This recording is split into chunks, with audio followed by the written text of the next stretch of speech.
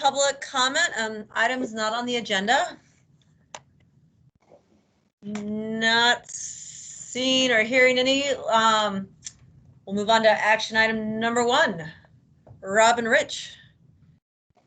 Well, good morning. So we've been working on this with Chris Jensen and the airport board members, I don't know, a couple of months now, at least since after the holidays. And anyway, we finally got this put back together actually today is Chris's last day as the administrator out there. So he's leaving, and as soon as we're done here, we have to go out there and do a little presentation for him. But basically, this is something that started back in 1993 when our office had an agreement, a lease agreement with the airport authority to use some property down there for our shooting range.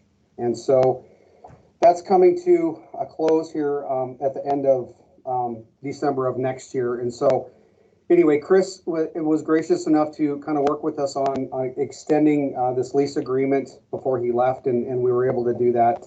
And so we're happy to present the agreement. Hopefully it's an ongoing 10-year agreement, so it'll be going into effect right after the other one expires, and then for 10 years. And there's certainly clauses in there that basically allow either party to to remove themselves or get out of the agreement. But for the most part, I think we're all pretty happy with the new wording of this latest lease agreement, and it gives us both some flexibility, but we still have basically the leverage and the control over it. And our agreement is with them to conduct some trainings and incorporate some of the airport authority officers in the training, kind of in a in-kind trade out for the use of the property and whatnot. So anyway, we're very happy to, and I don't know if the commission has had a chance to look at the specifics on it, but if there's any questions, Rob and I will hopefully be able to answer whatever there might be.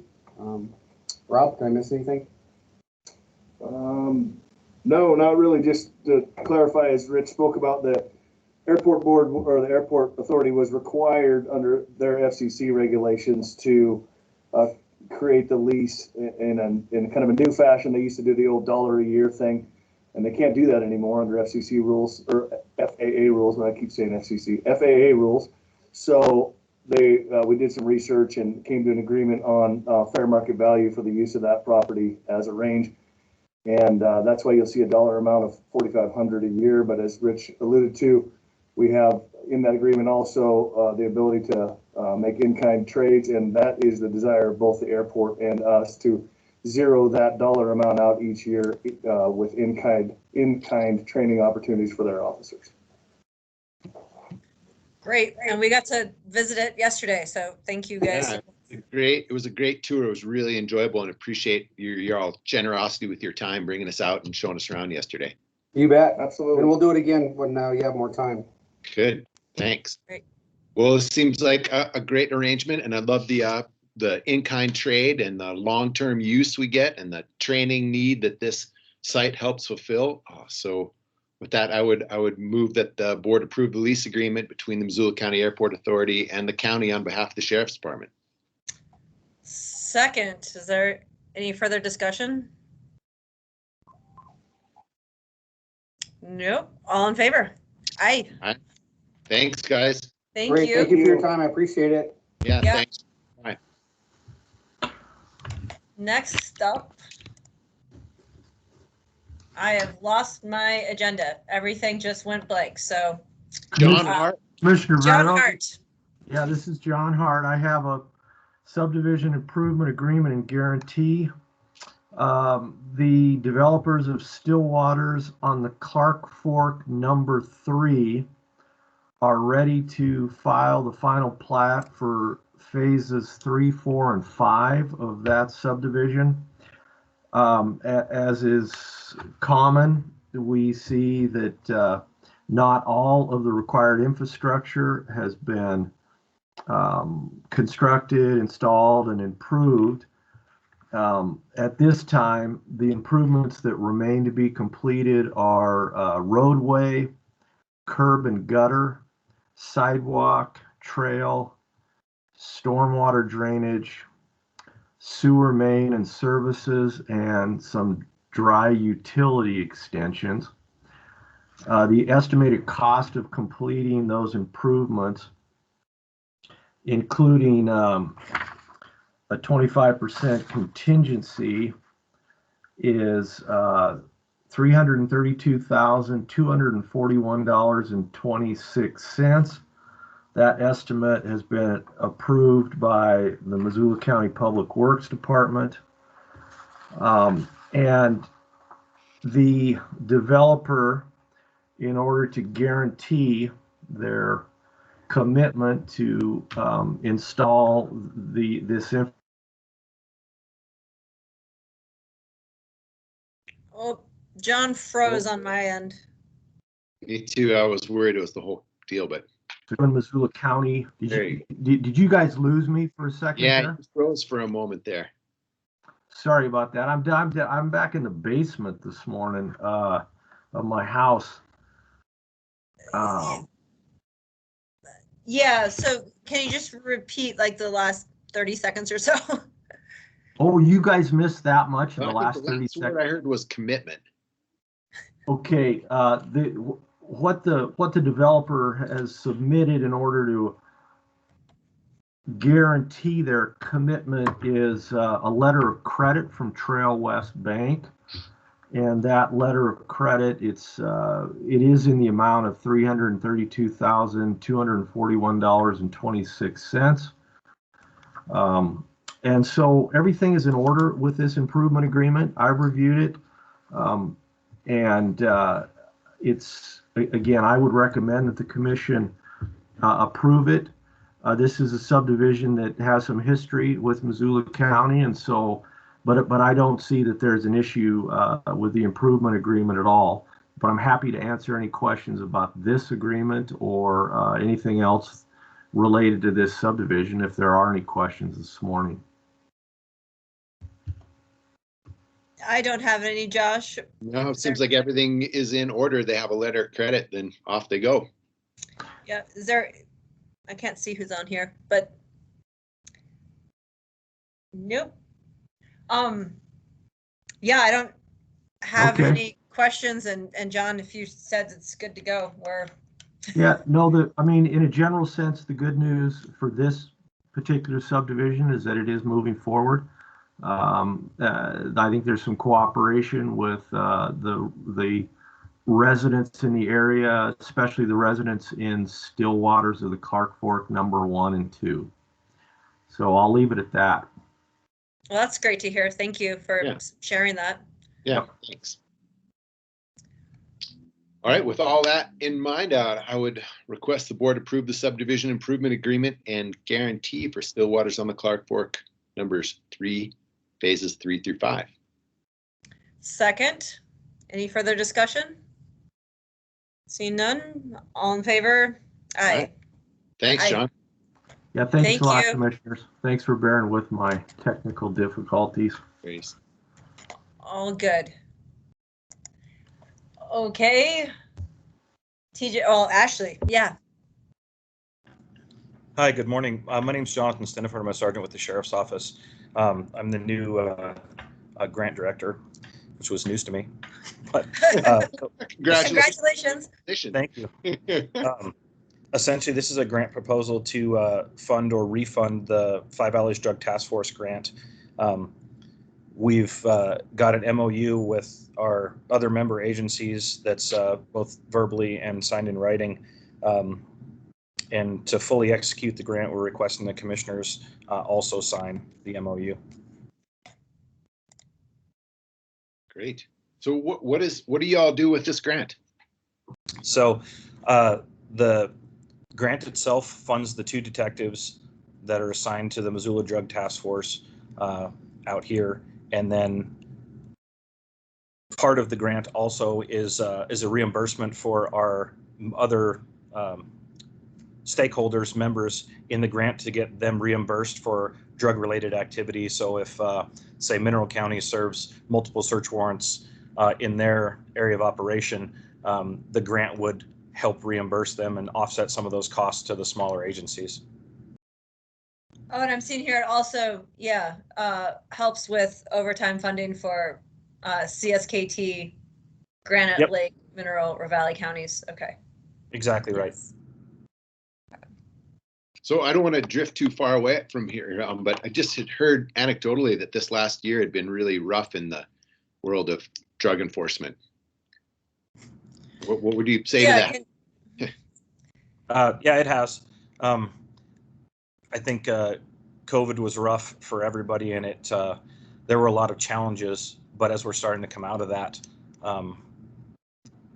not only is our work beginning to really pick up and take off, but I feel like I can really say from my heart we're making an impact right now. Well, that's fantastic to hear. Great, thank you. All right, well, I would move that the board approve the annual Justice Assistance Grant funding through Montana's Crime Control Bureau. Second, any further discussion? Okay, see none. All in favor? Aye. Right. Thanks for coming by and thanks for all the work you do. Thank you much. Thank you very much. Thank you. Okay. Correspondence. Oh, we're on to Casey and Dory and elections. Oh, goodness. I'm so sorry. Oh. Sorry, Casey, Dory.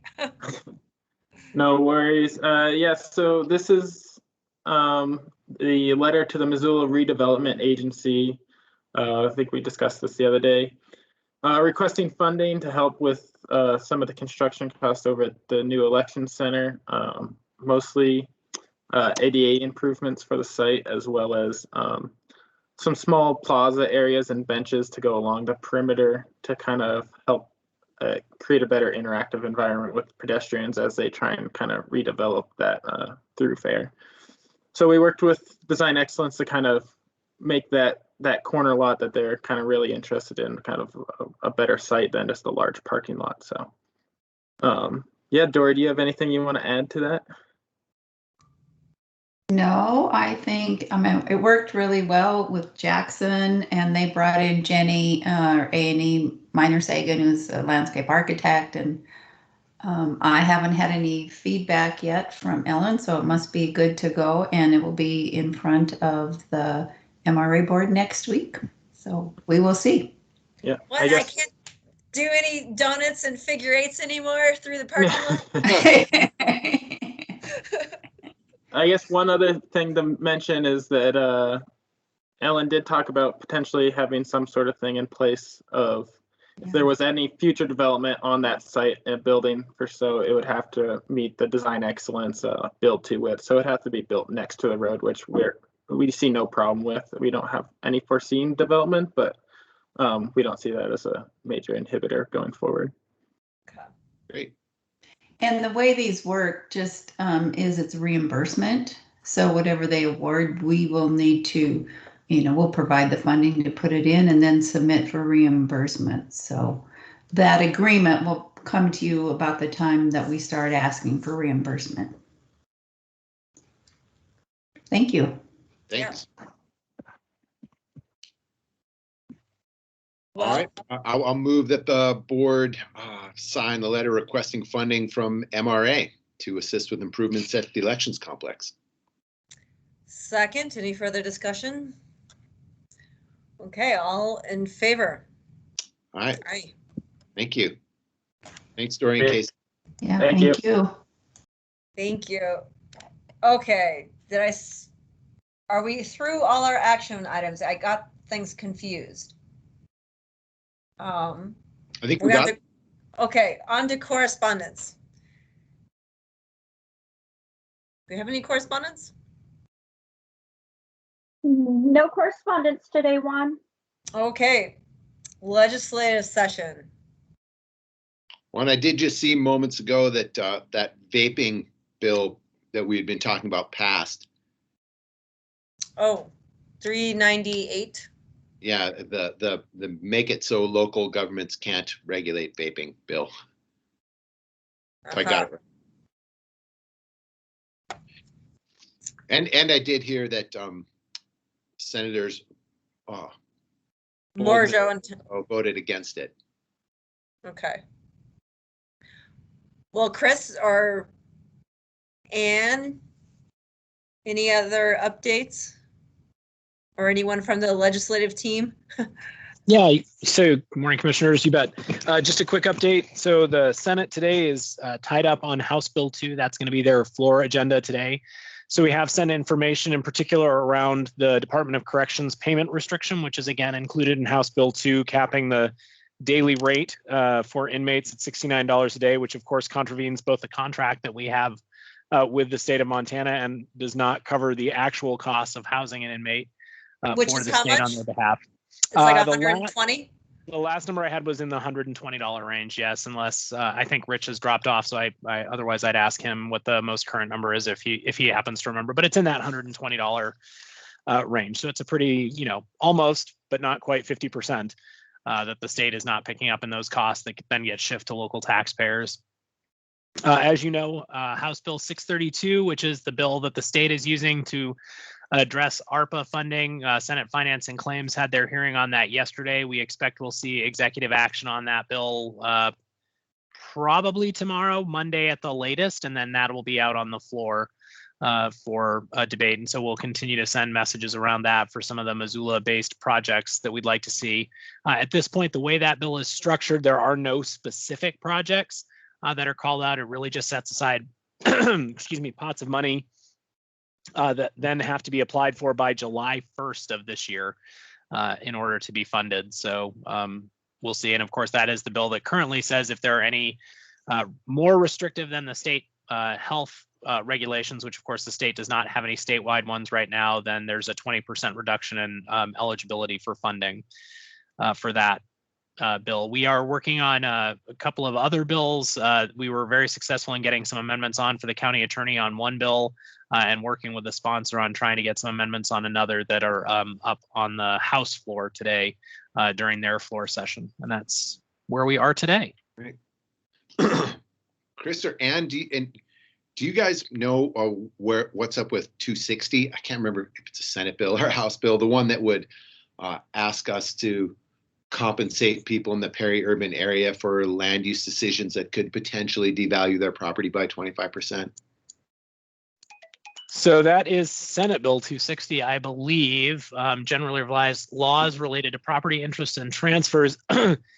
It has been concurred in and is scheduled for second reading, but has not actually had second reading in the House. So that is waiting for action in the House. So does that mean it is moving along? I should continue being worried.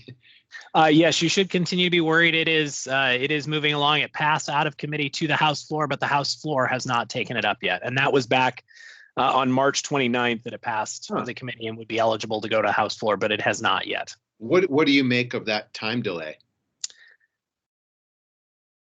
I would imagine the reason for the time delay is because they are on transmittal deadline right now for revenue bills, and they need to get them all moved back and forth. And this bill has already moved from one house to the other. So we will just have to wait and see what happens with it. Yeah, I mean, I may have misread this, but it seems as if this were to pass, it would kind of paralyze us on things like planning in general, zoning, subdivision regs, anything in the peri-urban area if someone believed that such an act of planning devalued their property. Yeah, I think you're exactly right, Josh. We have actually seen this bill and gotten information from other states that have had it. And Ann, correct me if I'm wrong, I think the equivalent bill in Oregon when it passed for the short time that it was actually in effective law resulted in a high number of lawsuits with an estimated value of around 20 million in damages and was quickly repealed shortly thereafter. So it's not a good bill. So Chris, you wouldn't think it would be misplaced effort if I continued to push on this? No, I would encourage you to continue to push on it. We will continue to be lobbying against it as well. So thanks for that. I appreciate that. Yeah. Well, or Martin, do you have any legislative questions? Nothing particular in the legislature. Just want to know if you've heard back from the Secretary of State regarding the letter that you sent on April 1. The elections letter. Yep. And I don't think we have heard anything back from Secretary of State, but Chris, have we? We have not. Okay. Do you anticipate to hear from her? Or do you think she's just gonna blow you off? I don't, if that's the right word. I hope not. I guess they're busy, but that would be kind of mean.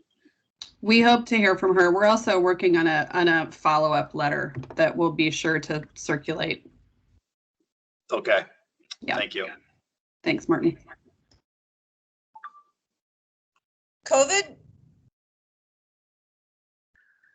So Adrian unfortunately got called to another meeting this morning. The one thing I will update you all on is if you've have not had a chance to look at our vaccine messaging that's been going on, our communication staff continues to just rock that message out there. So big thank you to them. We are nearing 29% of the population being fully vaccinated. There are about 40. I'm using round numbers here. So Martin, if you're going to use any of this, go back and do the math so that it's right. It's about 45,000 second doses waiting to be administered. That'll, so people have had the first shot, but not yet had the second. That group is about 45,000 individuals in Missoula County. When you add those two numbers together, of our 99,813 folks, we will have vaccinated in its entirety. We will have vaccinated about 70,000, which puts us this close to 70% of our population being vaccinated somewhere in the next roughly 6-ish weeks when you count out those 4 weeks plus 2 weeks of time for the immunization to actually take place. So we could be at 70% in roughly 6-ish weeks of time, if my math is right, which is why I said everybody should do their own math, because again, I'm not the math guy. So, but if my math is right, we will be near that 70%, and in 6 weeks time, all total, that includes their 2-week wait. And that does not include the fact that we have literally dozens of open appointments for this Sunday's vaccination clinic. I did not look at the one that's occurring today to know how many open spots we have for today, but we have literally dozens of open spots still for Sunday. So if folks have not gotten their vaccination, they should go get their vaccination. Fantastic. Great news. Yeah, and I will say this, it's in our Friday message that will go out to staff, but just here too, although I think Martin may have jumped off, Providence, St. Patrick's Hospitals, Community Medical Center, All Nations, Partnership Health Center, City County Health Department, University of Montana through the vaccination coordination team, 70,000 people in the next, we'll have 70,000 people in the next 6 weeks who will be fully vaccinated. And if you think back, we started vaccinations just over, right, in that full effort in February. So in 2 months, and now another month to get us through that 6 weeks. So in a little over 3 months, 4 months, they will have vaccinated almost 70% of the population. And if that doesn't knock your socks off, I got nothing today that will. Man, well, we just more kudos to Adrian, Beck, and Nick, and all of the people they work with for coordinating this crazy decentralized thing and making it just hum smoothly. Yeah, it is an amazing feat that they have pulled off. All of those partners together, we couldn't have done it without anyone. If any one of them had not been willing to come to the table, we would not be where we are today, and where we will be 6 weeks from now. Yeah, amazing. And if I remember right, the criteria for lifting a bunch of restrictions, part of that was getting 600 out of 1,000 people vaccinated, and then the other part was around the number of case counts per day over a 7-day average. So we're getting close to that. So we really are. It's amazing. Yeah, it's amazing. It's amazing work. So. And Chris, and then how's it working in other counties? I mean, how's the state doing kind of as a whole? Yeah, so actually the state has done really well, I will say. When you think about the state in aggregate, there were a lot of counties that are ahead of us percentage-wise, but they also have a lot smaller population base than we do. But when you compare us to the other large counties, they're just like in Missoula, we were not flawless in our execution. I'm not trying to say that, but we've done really, really well. But every county's had their hiccups, but Gallatin County, Yellowstone County, Flathead, they are making good progress. We see greater uptake in those top 3 urban counties, which I'm going to refer to as Bozeman, Missoula, and Billings. Those 3 counties have had the largest, I think, for urban counties uptake wise, but some of the other urban counties have had more challenges in uptake that way. But I mean, really, if we can get to 70%, that's again just an amazing feat in my opinion. So. Excellent. Thanks. Nobody else has an Adrian Beck. Yeah. So- Yeah, that's right. And to be fair, not just Adrian. I mean, like, Ours. she is ours, and we're not going to lose her. Although we do need to desperately get her a vacation before fire season gets here. Yeah. And that's just my own personal opinion. I'm not speaking on Adrian's behalf, but that's my own personal opinion. Is if anybody has earned a vacation in the last 12 to 18 months, it is certainly Adrian. So Great. Communication needs requests. Am I on there? Yeah, I don't think I really have anything I need from you guys, just letting you know that we're working on those elections communications, so we'll have those too. Thanks, Allison. Did that stuff sent off last night make sense? It was kind of late, but I need to read through it again, I think, but I Okay, think Brian thank got back to you on the, no worries. right, yeah, okay. Thank you. Okay, upcoming events and invitations. Just a quick reminder, although I know none of you need it, that Monday, City Club, State of the Community. Yeah. We'll all be there virtually to support Dave, who's giving the talk this year for the county side. But of course, the mayor will be there and the university will be there. So it should be a really good City Club for those who have the opportunity to listen in. I would encourage them to. Thank you. Yeah, thanks. Okay, we're gonna sign some stuff. Any other comments or instructions? Ooh, we're gonna be out of here before 10:30. How about that? Nice work. Yeah, well Okay. done. Thanks, everyone. We'll Thank see you, this guys. afternoon. Thanks, you guys.